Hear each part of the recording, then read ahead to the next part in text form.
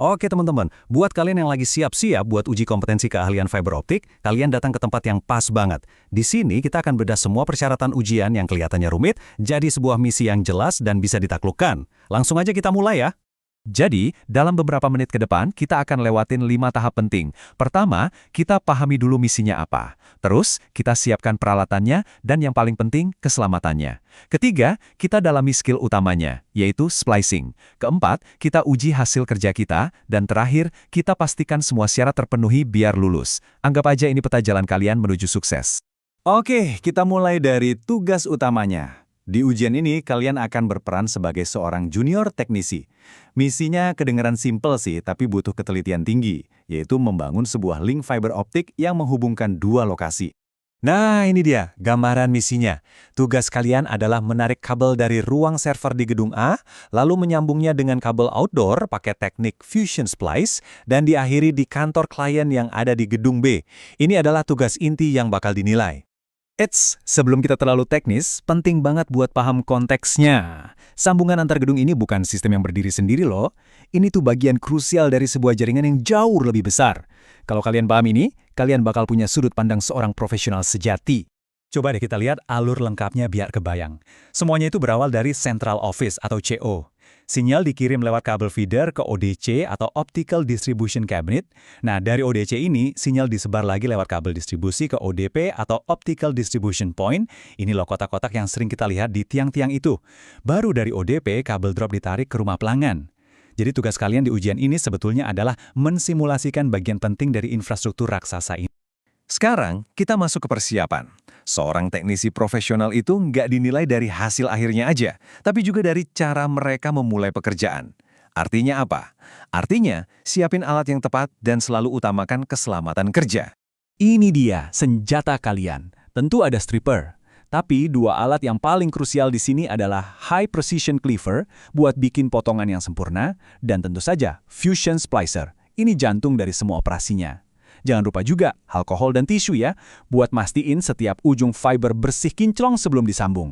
Saya mau kalian benar-benar resapi kalimat ini. Sebelum kalian sentuh kabelnya, mindset kalian harus K3, keselamatan dan kesehatan kerja. Di mata penguji, ini adalah langkah pertama dan yang paling penting. Ini bukan sekedar saran ya, ini aturan wajib yang juga masuk ke dalam penilaian. Pastiin area kerja kalian aman, alat-alatnya ditata rapi, dan kalian selalu pakai APD, terutama kacamata pengaman. Bekerja dengan aman itu nunjukin kalau kalian adalah seorang profesional yang kompeten. Oke, sekarang kita sampai ke inti dari ujian praktik ini, yaitu kemampuan buat menyambungkan dua helai serat fiber optik dengan presisi yang super tinggi. Disinilah semua persiapan dan pengetahuan teknis kalian benar-benar diuji. Proses penyambungan atau splicing bisa kita pecah jadi 4 langkah utama. Pertama, kupas lapisan pelindungnya pakai stripper. Kedua, ini penting banget, potong ujung fibernya pakai cleaver. Ketiga, lebur dan satukan kedua ujung tadi pakai fusion splicer. Dan terakhir, lindungi sambungannya pakai heat shrink sleeve. Kuasai 4 langkah ini dan kalian aman. Terus kenapa sih si cleaver ini penting banget? Gini deh, bayangin ya, fusion splicer itu kan tugasnya melebur dua ujung serat kaca.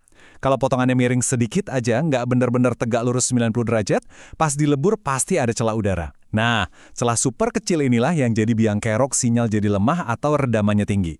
Jadi, potongan yang presisi itu, ya segalanya. Nah, setelah instalasi dan penyambungan beres, gimana cara kita tahu kalau kerjaan kita itu berhasil?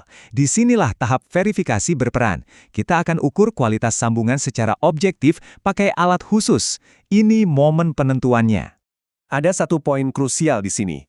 Semua pengukuran redaman untuk ujian ini wajib dilakukan pada panjang gelombang 1310 nanometer.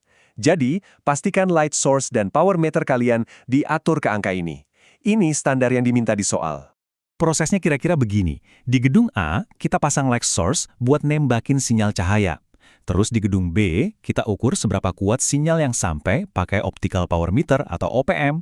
Angka yang muncul di layar OPM itulah rapor dari hasil kerja kalian.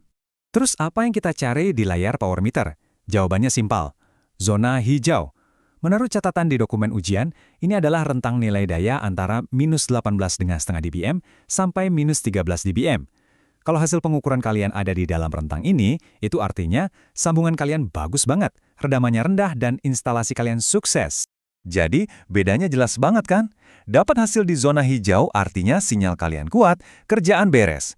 Sebaliknya, kalau hasilnya masuk zona merah, wah, itu tandanya ada masalah. Bisa karena potongan yang jelek, sambungan kotor, atau mungkin kabelnya nekuk terlalu tajam. Artinya, kalian harus cari masalahnya dan perbaiki lagi.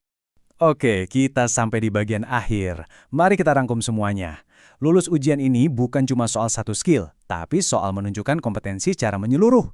Yuk kita lihat daftar kriteria yang bakal dipakai penguji buat menilai kerjaan kalian. Ingat ya, penguji itu nggak cuma lihat angka di power meter.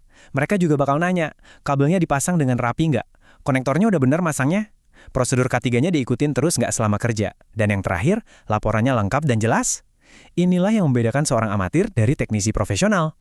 Dengan persiapan yang matang, pemahaman mendalam di setiap langkah, dan fokus pada keselamatan serta kualitas, kalian itu udah lebih dari siap. Sekarang pertanyaannya bukan lagi bisa nggak ya, tapi siapkah kalian untuk menunjukkannya? Selamat bekerja dan semoga sukses.